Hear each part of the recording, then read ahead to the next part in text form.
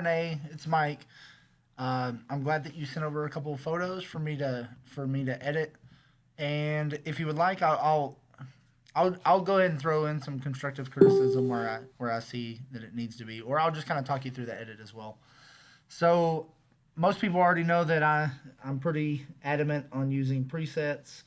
I think presets just add a lot of consistency to at least my work. It took me a long time first to figure out kind of what my style was, and then so now I mean I kind of know what I'm looking for in a preset. So I mean I kind of I encourage people to if they have questions on presets or anything like that, or just trying to find what preset would fit their style, feel free to message me or find me in the now group and ask me, or shoot them to the shoot some photos in an email on my website, and I'll be more than happy to kind of give you my opinion and try to help you find a preset that fits your style. Um, so so without further ado, here we go. This is the first image. Um, so the first thing that I would do personally um, is go ahead and uh, let's go back. I'm sorry. Go ahead and straighten up the horizon. We'll do that here.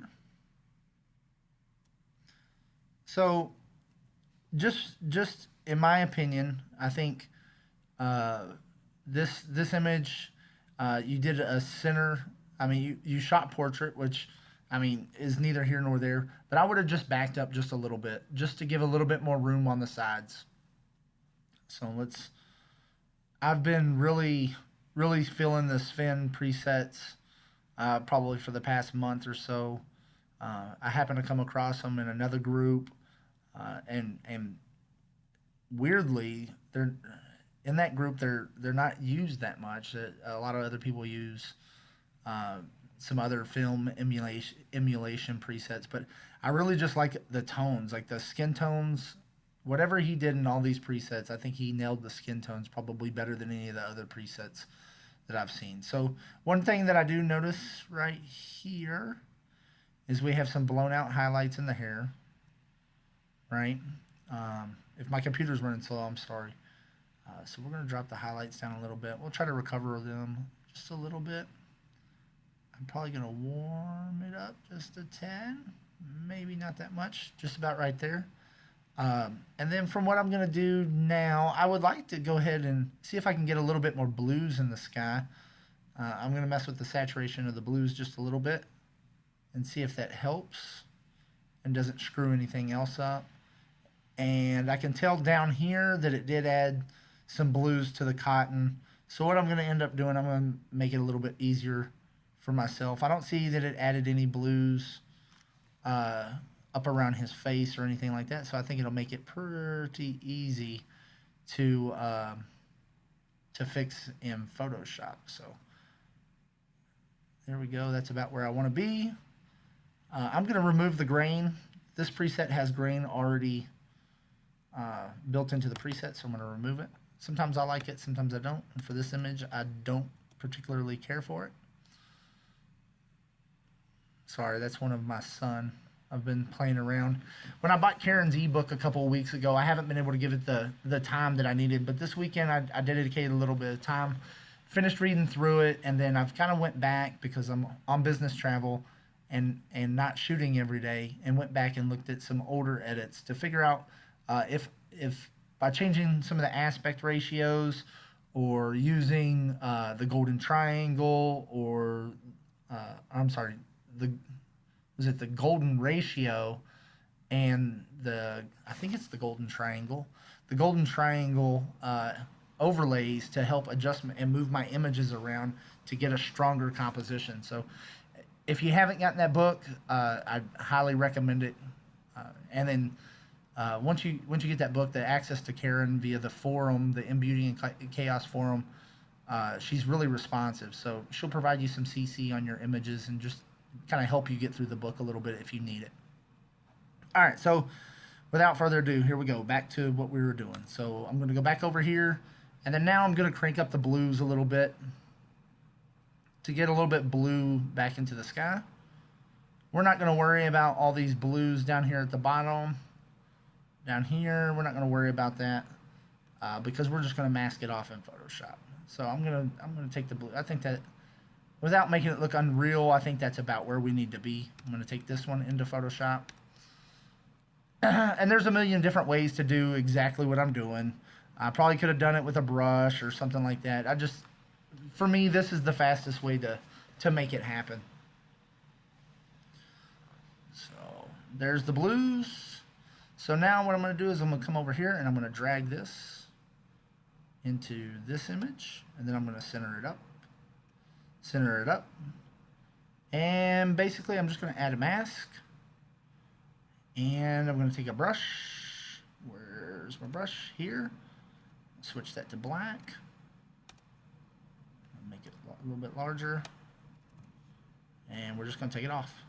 Let me make sure my opacity is good. I'm going to take it off here.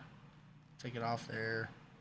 Get all that blue off of there. And then I noticed this one down here, this one piece of cotton right here still remained white, or blue, I'm sorry.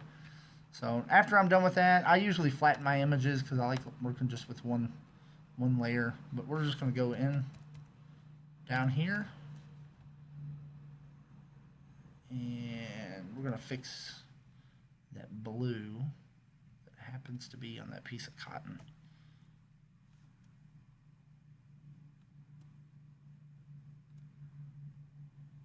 I don't even think that's going to be noticeable when we zoom out. Nope. Won't be noticeable. We'll never know it was there. But while we're there, we're just going to go ahead and clean up his shirt a little bit.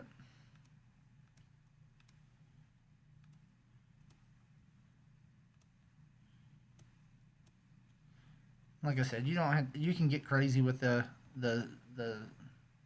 healing brush and fix whatever it is that you want. I'm not going to get too crazy because we're going to move on to the other image. So there you go. I think I like this. I think the edit turned out nice. The only thing I would say right here is just watch your highlights. It's really difficult to do because it obviously was in the sun was high in the day. Looks like he had some cloud cover, which is great, but just watch the highlights because we're unable to recover those back. So let's go to the next one. Moving right along. Sorry, my computer is running slow. I have too many things open. All right. So shot underexposed, which shouldn't be a problem. I think for this image, I would have had a landscape orientation vice the portrait orientation. But I do like the sunburst up here. But let's go ahead. We're going to crank up the exposure a little bit. I think you could have got away with shooting at a lower f-stop here. I would have shot it maybe about f4. And then, but I mean, it's neither here nor there. We should be fine. You shot at a low enough ISO, we should see negligible grain. All right, let's see what we like here. No, not feeling that one. That one. I think I like that one. I'm gonna warm it up a little bit. Still not got. I don't. That maybe this preset might not be the best for this bad boy. Maybe it will be here in a second. Let's see what we can do.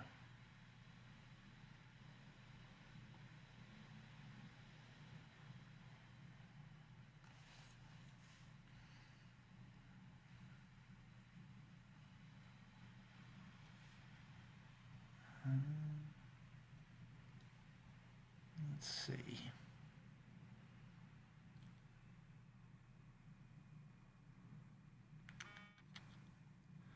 I don't know if I'm feeling that preset. Let's reset it. Let's look at it again.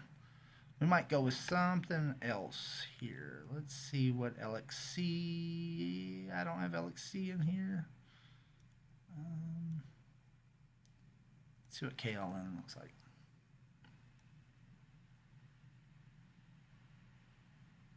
Add some more warmth to it. No, not feeling KLN at all. I very rarely use KLN. Let's go down. Do I have Maston on here? No, I think I got it on my home PC. So let's take a look at Portra 160 out of VSCO. Let's see what that looks like. Crank up. There, I think that's better. Yep, I'm happy with that. I'm going to drop down exposure there, crank up the shadows there. And I did that really so I could see some of the sky and the highlights wouldn't be so blown out. Maybe do a little bit more and maybe a little bit more warmth. And I'm happy with that. Let's crank up the blacks maybe a little bit. Drop the whites just a tad. I'm starting to like this now. It's starting to turn out right. Go over to the saturation. I don't like to have a lot of yellows in my trees. So I'm going to drop the yellows down just a little bit. Yep. Right about there, I believe. And then I think we may use the crop. We're going to crop a little bit. I think we're mainly going to crop from right here. Let's see what happens. Just all that negative space down there at the bottom just wasn't doing it for me. Actually, I'm going to crop in Photoshop. I'm not going to crop here. So let's take it into, let me drop the grain out first. I don't want to forget. There's built-in grain in a lot of these film presets. And let's take it into Photoshop.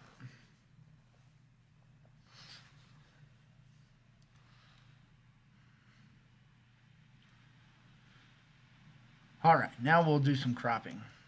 And this is one of the things that I learned from Karen on her thing. I'm not trying to give away everything I learned from her, but I hopefully she doesn't mind. But now what she has taught me has become part of my workflow. So I'll do my best not to give away her secrets. So we're going to use the golden ratio just because I've kind of fell in love with it. I'm going to take this up to somewhere right in there. Oops. Try that again. I'm using a trackpad on the laptop, so it's a little bit more difficult. I'm going to do that.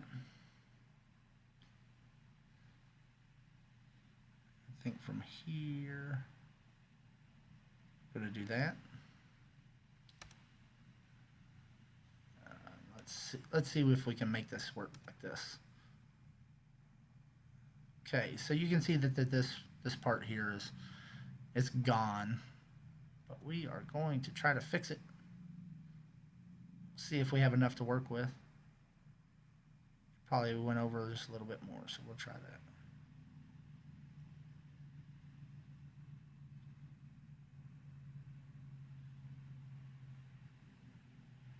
Something like that.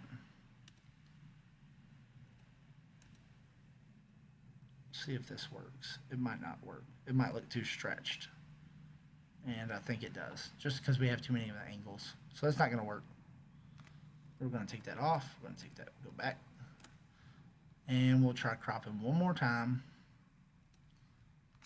And this time we're just going to leave it where it lays after I crop it. I think that's going to work right there. Maybe pull this down a little bit. Kind of get him in that box. And I think that's going to be it. Yep, I'm happy with it. I hope you are as well. If you would like, sometimes I do these videos mainly when I'm on the road for business and I'm not shooting daily and I just kind of want to stay in the game. And photography is just kind of really an outlet for me.